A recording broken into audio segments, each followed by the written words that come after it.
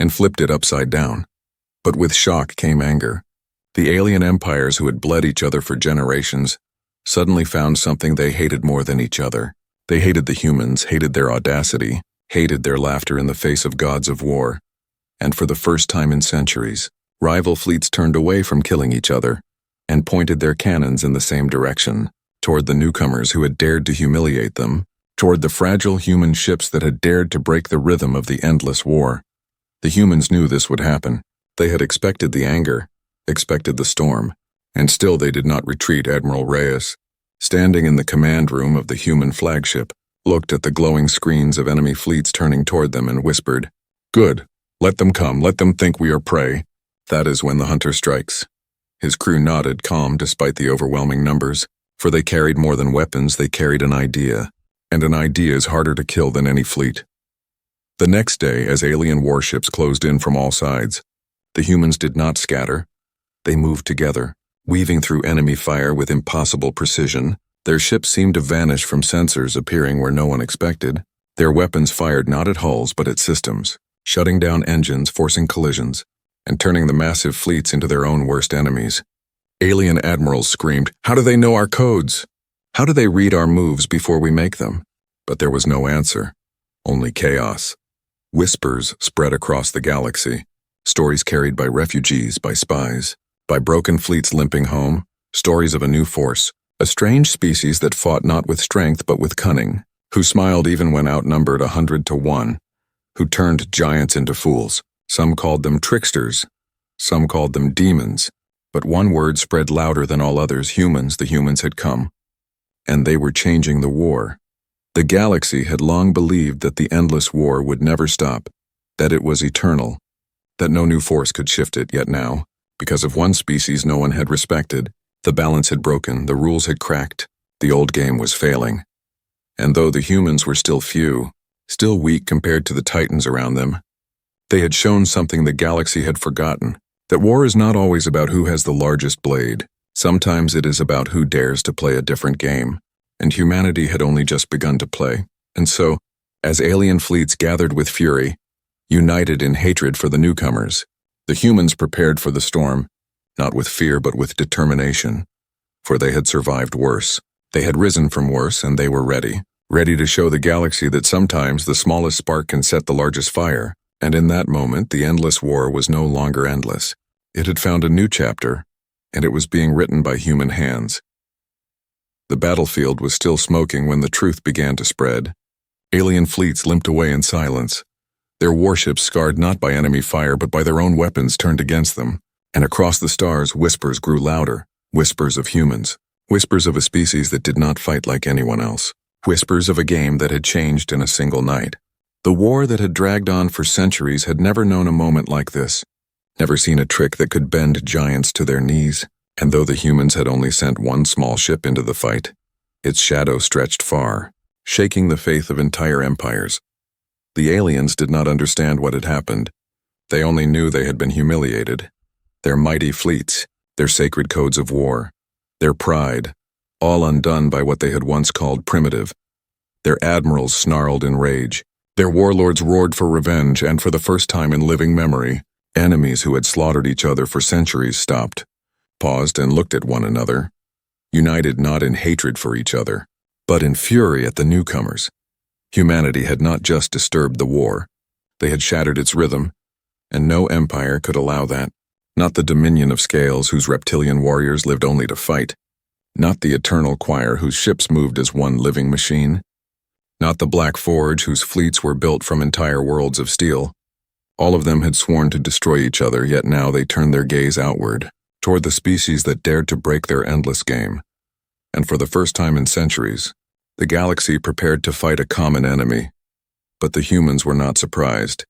They had known this would happen. Their strategy was not built on a single trick. It was built on understanding the nature of their enemies. And they knew one truth.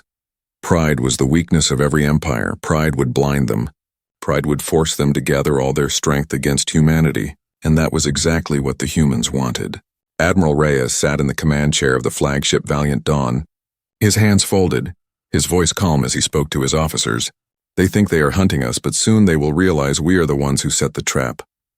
while the alien empires raced to forge a temporary alliance against humanity. The human fleet spread through the galaxy like shadows, never standing still, always moving, always watching. Their ships were not built to match the enemy's size, but to confuse, to mislead, to strike and vanish. One small squadron could lure an entire fleet into a minefield. Another could fake distress calls that turned enemies against each other. Every encounter with humans left the aliens more furious, more humiliated, and more desperate to crush them. The first great counterattack came in the system of Zyros, where 200 alien warships cornered a handful of human vessels near a dying star. The aliens closed in with confidence, laughing that the hunt was over. But the humans had already laced the star's corona with swarms of drones. Invisible and silent the moment the aliens fired, the drones triggered, bending light, distorting signals, and painting false targets across the sky. Alien weapons struck their own allies. Ships collided in the chaos, and when the smoke cleared, the humans were gone, not a single hull lost, while a third of the alien fleet lay broken. Across the galaxy, stories like this spread. Soldiers who had once mocked humans now cursed their name. Civilians who had once ignored them now whispered of their tricks with both fear and awe. And leaders who had sworn the war would never end now found themselves asking the same question.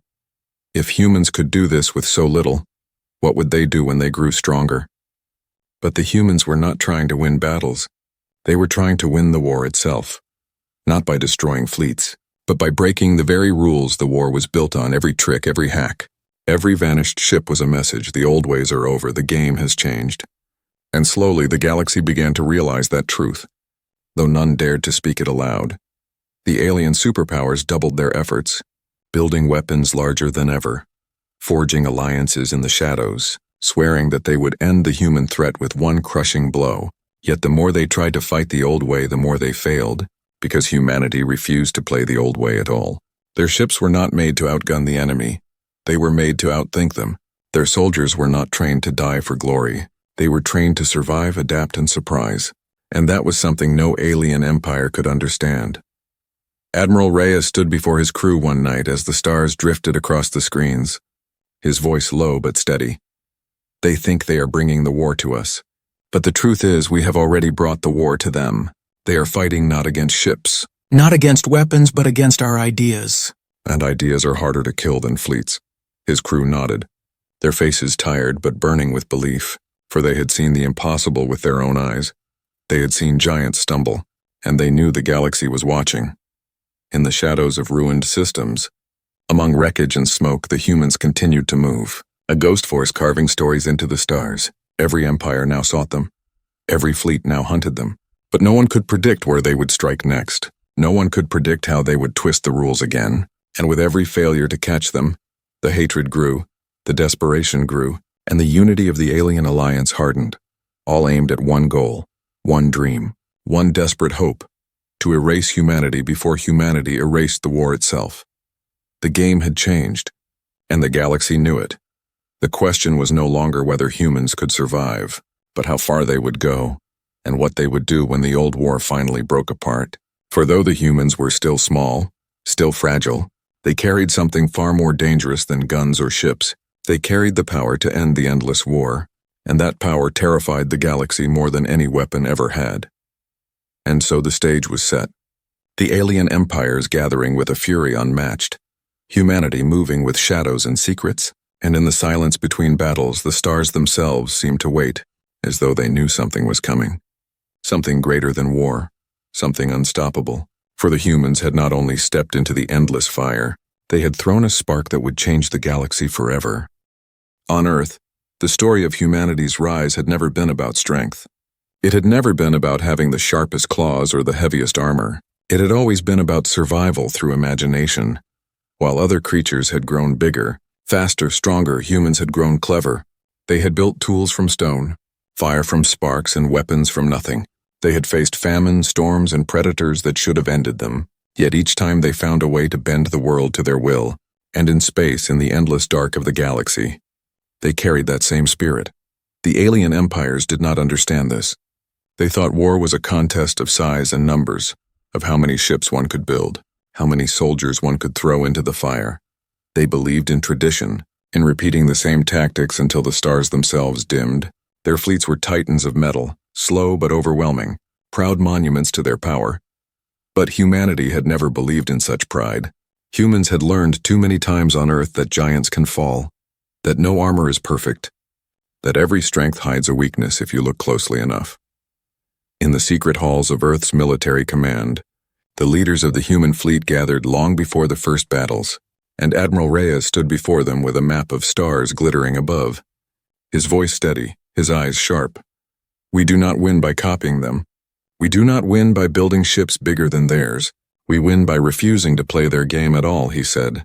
And in his words was the truth of humanity's design, a truth that would carry them from the shadows of their small fleet to the center of galactic fear.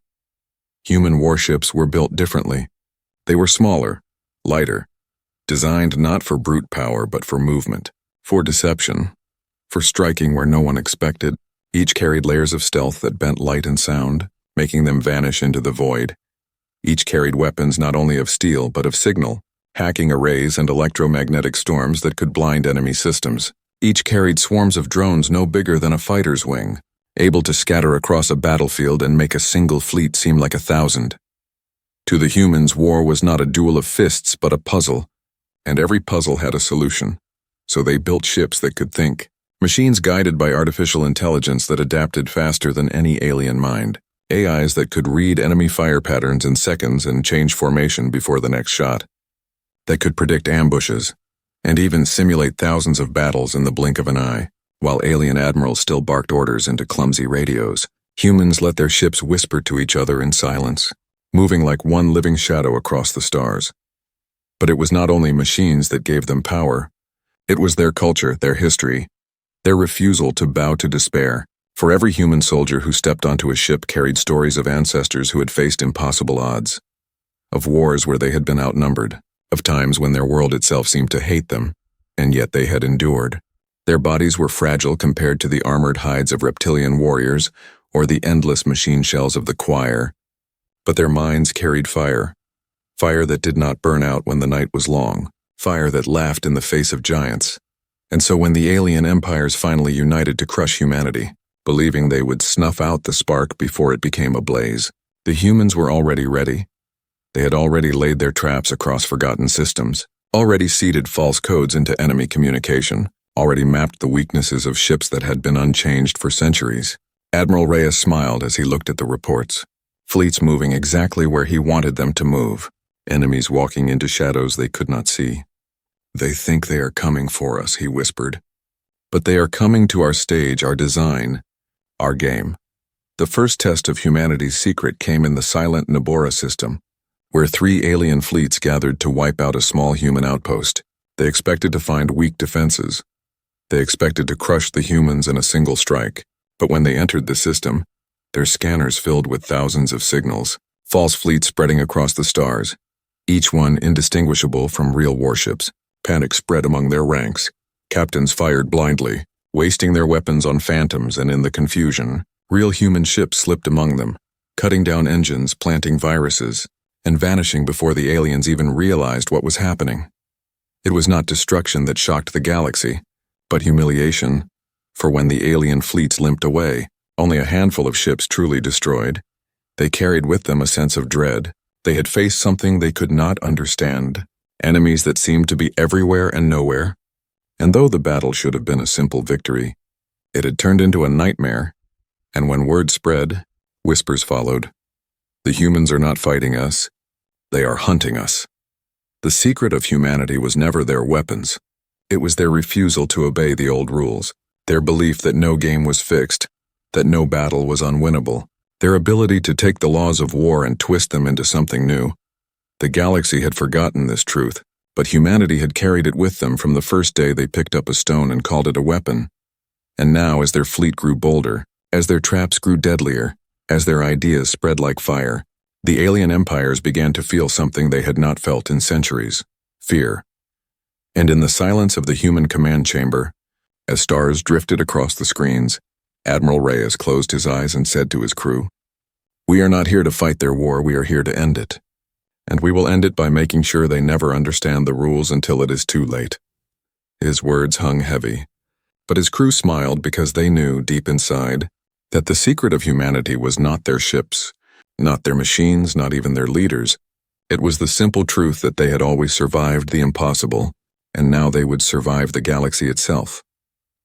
The trap began as a whisper, a pattern so quiet that no alien mind noticed it at first. Across the galaxy, human ships moved like shadows, striking here, vanishing there, leaving wreckage and confusion behind. Every battle looked like chance, every escape like luck.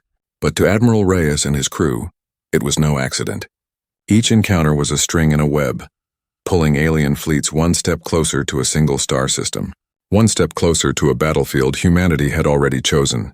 The system was called Vera 9, a place long abandoned, its planet stripped bare by the endless war, its sun weak and trembling. No empire cared for it, no traitor passed through it, and that was exactly why humanity chose it. Because in silence they had worked there for months, planting mines hidden in asteroids, releasing swarms of stealth drones that drifted like dust, building false signals to lure enemies in. Every rock, every orbit, every shadow was turned into a weapon. The system itself became a trap, and no alien eye ever saw it coming. The alien alliance had grown restless. Their pride was wounded. Their people demanded blood, and their commanders swore to deliver it.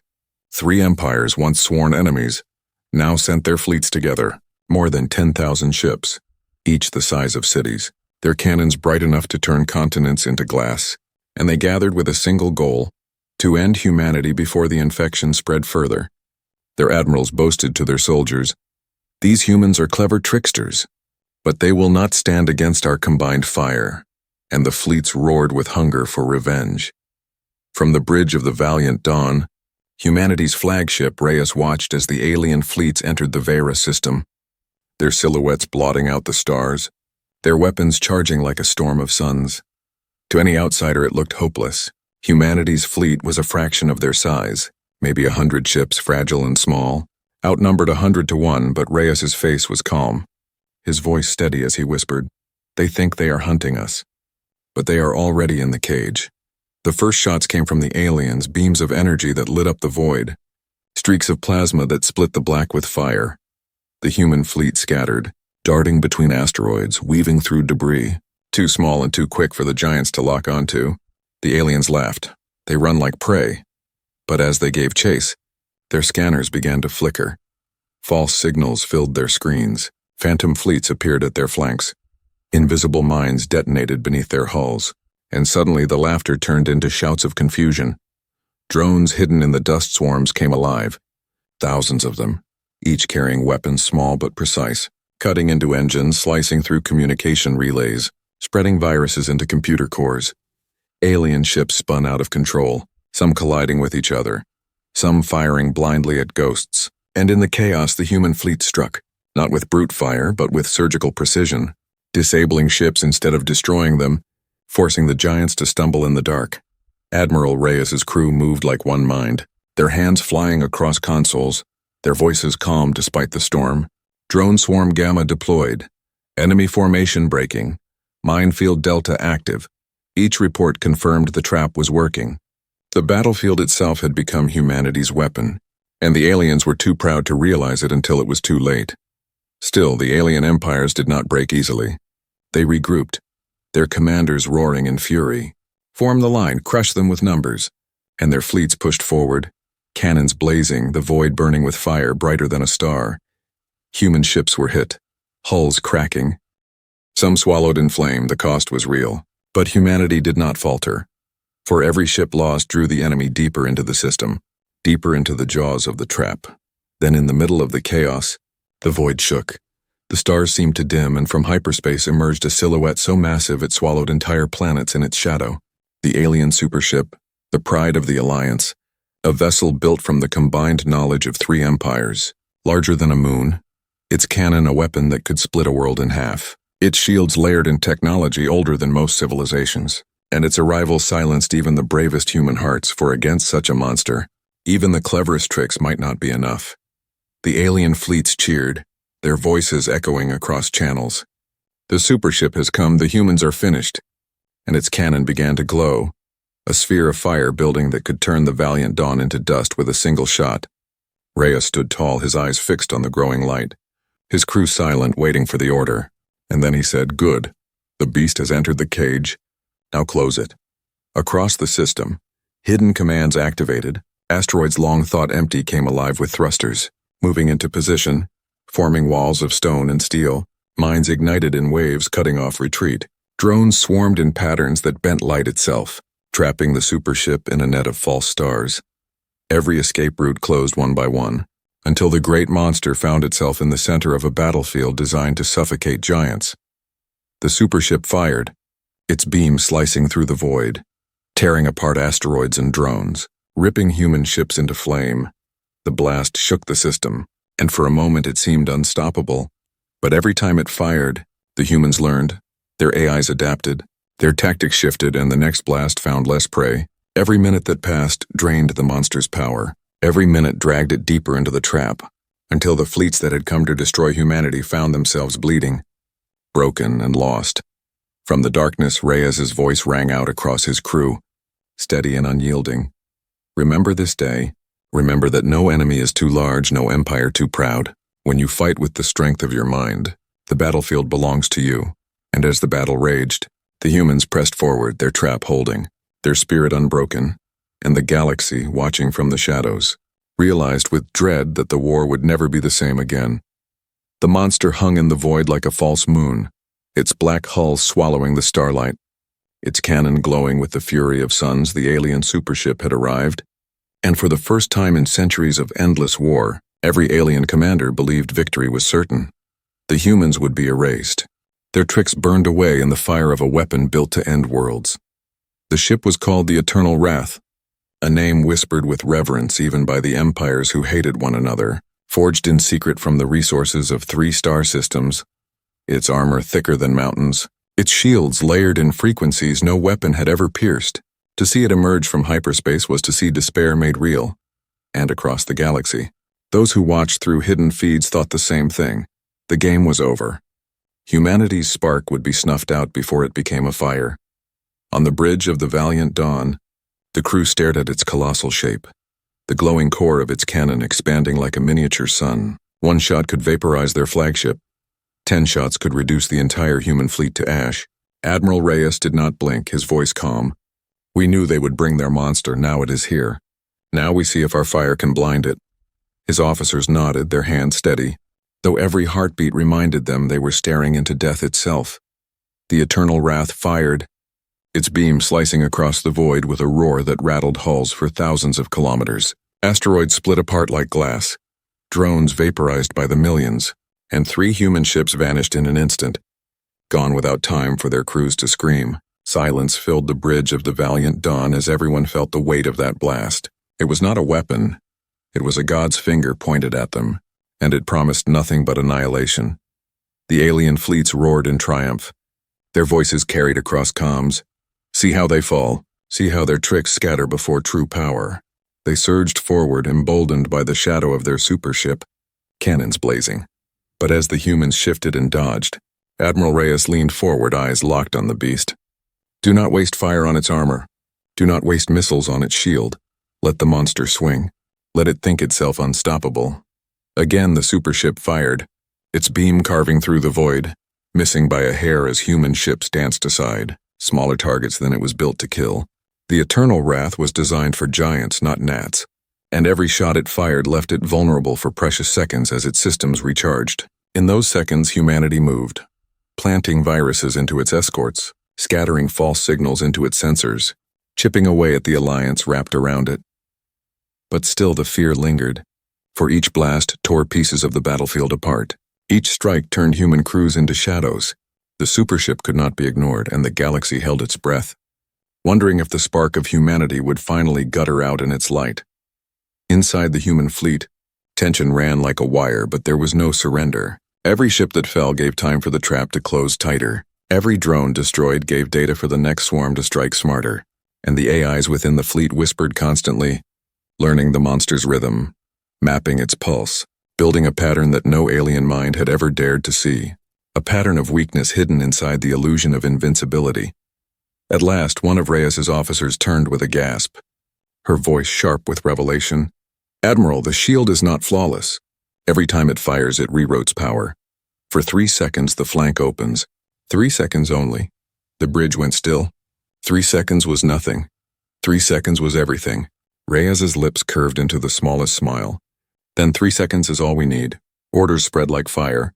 The fleet moved as one, ships darting in close, drawing the monster's cannon, baiting it to fire again and again, each blast brighter, each gap wider until the moment came. The eternal wrath unleashed its fury once more, and as its shields shuddered in recharge, the human struck not at the armor, not at the guns, but at its mind. Viruses poured through the gap like water through a crack. Human code written in living patterns the aliens had never imagined, swarming into the monster's systems, turning its sensors blind, its targeting drunk, its escorts deaf to its commands. The eternal wrath staggered in the void, massive but clumsy, its great cannon glowing again but pointing at nothing but empty space. The alien admirals screamed in disbelief. It cannot be! No system can breach its core, but it was happening before their eyes. The invincible supership faltered, not broken by firepower but broken by imagination. Its shields flickered, its movements lagged, its cannon stalled mid-charge, and for the first time, the galaxy saw the beast stumble. Yet humanity did not cheer, for they knew it was not over. The monster still lived, still carried power enough to crush them all. Reyes spoke quietly, almost to himself. We were never meant to kill it here, only to show the galaxy it can bleed. And now they will fear us more than they ever feared each other. His crew understood. Their mission was not destruction. It was revelation. And so, as the eternal wrath struggled, as alien fleets scrambled to shield it, the humans pulled back, vanishing into the dust and debris of the battlefield. Leaving behind only ruin and whispers, the galaxy would remember what it had seen. The day the supership, the pride of empires, had been humbled by a species no one had respected, a species that fought with ideas instead of size. The aliens claimed victory in their broadcasts, claiming the humans fled, claiming the monster stood unbroken, but in private their commanders could not sleep, for they had seen the truth, they had seen the impossible happen, and the question haunted them. If humans could make even the eternal wrath falter, what else could they do? What other rules could they break? What other gods could they topple? The war had not ended, but it had changed. And though the galaxy still burned, its fire now carried a new fear, the fear of humanity, the fear of the game no empire could control, the fear that the war none could stop was finally unraveling, and that the smallest spark was becoming a blaze no fleet could contain. The star at the heart of Vera 9 pulsed faintly, its light weak, its heat low. A dying sun no one had cared for in centuries. But to the humans it was more than a star. It was the perfect weapon, one that no alien fleet could imagine, because while the empires built bigger cannons and heavier shields, humanity had asked a different question. What if the battlefield itself could be turned against them? What if the star could be made to fight? Admiral Reyes stood at the center of the Valiant Dawn's bridge, his face calm but his eyes burning with focus. Before him, the holographic projection of the system glowed, showing the star surrounded by alien fleets, thousands of ships, including the wounded supership Eternal Wrath, still enormous, still terrifying, its cannons slowly regaining strength. Reyes lifted a hand and spoke quietly. We are not here to shatter their hulls. We are here to shatter their belief, and for that, we will break the sky itself. Months before the battle, human engineers had worked in silence, deploying strange devices around the sun, tiny machines no bigger than shuttles, planted deep within the corona, hidden under storms of plasma. Each one carried experimental technology built in secret on Earth, technology the aliens had never seen. Devices that could twist gravity, bend magnetic fields, and turn a star's heartbeat into a weapon. It was dangerous, untested, perhaps even suicidal. But humanity had never been afraid to gamble when the stakes were survival. Now, with the alien fleets pressing, with fire filling the void, Reyes gave the order. Activate the lattice. Across the system, signals fired, the devices awoke, and the dying star trembled as if stirred from slumber. Its surface rippled. Flares shot out with unnatural rhythm. The entire battlefield shook. Alien crews panicked, their ships struggling to hold formation as the star's pull twisted like a living hand, dragging vessels off course, slamming them into one another, crushing them in invisible fists of gravity. The aliens screamed across channels. It is impossible. The humans are moving the star itself. Panic spread faster than fire. Ships breaking formation. Admirals shouting over one another. the mighty supership fighting against the pull with engines roaring like thunder. But even it could not escape the storm entirely, its shields flaring as plasma waves licked at its hull. Every second it fought the star was a second it could not fire at the humans. From the bridge of the Valiant Dawn, the crew watched as their plan unfolded. The battlefield was no longer a flatboard of ships and guns. It was a living storm. And they were the only ones who understood its rhythm. Drones guided enemy vessels straight into gravitational eddies. Mines planted earlier now drifted on currents that carried them into the heart of alien formations. Every scream, every explosion proved the trap had become something greater. The system itself was a weapon. Rhea's voice carried through the ship, firm but calm. Remember this moment. This is the day the galaxy learns that war is not theirs alone to command. This is the day they see that even stars can be turned into allies if we dare. His words gave strength to the tired, to the wounded, to those who had seen friends burn in the monster's cannon. They fought now not only for victory, but to show the galaxy a truth it had forgotten. War belongs to those who imagine the impossible. The alien alliance fought back desperately, pouring fire into the corona, trying to destroy the devices hidden there. But for everyone they struck, two more lit up. Humanity's machines adapting, shifting, multiplying. Their AIs rewriting themselves in real time, predicting alien strikes and redirecting the storm. And with each passing minute, the star grew wilder, flares surging higher, plasma rivers twisting like whips, gravity wells opening and closing like jaws, and entire fleets vanished in its hunger. The eternal wrath struggled, its engines straining, its massive hull glowing with heat. It fired once more, its cannon blazing through the storm, vaporizing dozens of human drones, tearing apart several ships, but the effort dragged it closer to the star's pull. Its shields flickered and its giant form wavered. For the first time truly at risk of falling, alien admirals shouted, "Pull it back! Protect the Wrath!" But there was no safe place left. The battlefield itself had turned against them. All across the galaxy, eyes watched in horror and awe. Secret feeds, hidden sensors, spies and civilians alike, and what they saw burned into memory. They saw the invincible fleets not just losing, but drowning. Drowning in a storm no weapon could stop. They saw the eternal wrath, the symbol of power. The promise of eternal war, faltering under the weight of a dying sun, turned into humanity's blade. And they realized the truth. The humans were not fighting for survival. They were rewriting the very nature of war. At last, Reyes gave the final command, "Release the heart." A signal pulsed, and the devices reached their limit, collapsing the star's outer layers into a pulse of energy that rippled across the system. Not an explosion to destroy the sun, but a wave, a carefully aimed surge that struck the alien fleets like a hammer. Shields overloaded, engines failed, ships spun helplessly into the storm, and when the light faded, silence followed. Fleets broken, the supership retreating, scorched and limping, and humanity still standing. The crew of the Valiant Dawn sat in silence, staring at the aftermath, their bodies trembling, their eyes wide. They had done the impossible. They had turned a star into a weapon and lived to tell of it. Reyes finally spoke, his voice quiet but firm. "The galaxy will remember this day, not as the day we destroyed fleets, but as the day we showed them the old war is dead. The game they played for centuries is over, and a new one has begun." The galaxy trembled with that truth. Empires whispered in fear, soldiers muttered in disbelief, and civilians prayed in awe. For if humans could bend a star to their will, what else could they do? What other rules could they break? What other gods could they unseat?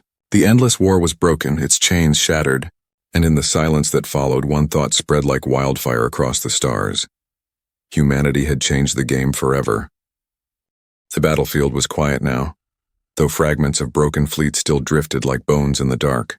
The light of the battered star flickered weakly, and where once the roar of alien cannons had shaken the void, now there was only silence. The kind of silence that comes after something unthinkable, the kind that settles deep into the hearts of those who survive. The galaxy had seen many battles, but never this. Never a day when the endless war had been broken by a species no one had counted on, no one had respected, no one had feared until now. Across the ruined system, alien ships that had once boasted invincibility limped away, engines failing, hulls scarred, their soldiers broken not only in body but in spirit. The mighty eternal wrath, once thought unshakable, retreated with scars burning across its moon-sized hull, its cannon silenced, its crews shaken, Even in its survival, the monster had been humbled, and to the empires that had built it, that truth cut deeper than any wound. They had joined forces to end humanity, yet they had been undone, not by superior fire, not by overwhelming numbers, but by an idea. Whispers spread faster than light, carried by fleeing soldiers, by terrified admirals, by hidden channels. The humans bent a star. The humans made the war itself turn against us. The humans are not prey. They are something else. And though the alien leaders tried to silence these voices, tried to declare victory, they could not erase what had been seen, could not unmake the memory of fleets drowned in the storm of a dying sun, could not deny that humanity had broken the rhythm of an eternal war. On the valiant dawn, Admiral Reyes stood at the center of his bridge, the faces of his crew pale and tired, their eyes hollow yet burning with pride. They had gambled everything and survived. They had stared down gods of war and proved them mortal. The galaxy will tell its own stories of today, Reyes said, his voice steady. But let them say this: we did not win because we were stronger. We won because we refused to play by their rules, and now their rules are gone. His words echoed in the silence, a promise carried into history. In the days that followed, something extraordinary began. Emissaries from worlds long enslaved by the endless war reached out, not to the alien empires, but to the humans. Colonies that had lived in fear for centuries sent messages of hope. Rebel groups who had never stood a chance against the giants suddenly dared to rise. Neutral civilizations, once too afraid to speak, now whispered of alliances. Because if humans could make even the eternal wrath stumble, perhaps they could also make the war itself end.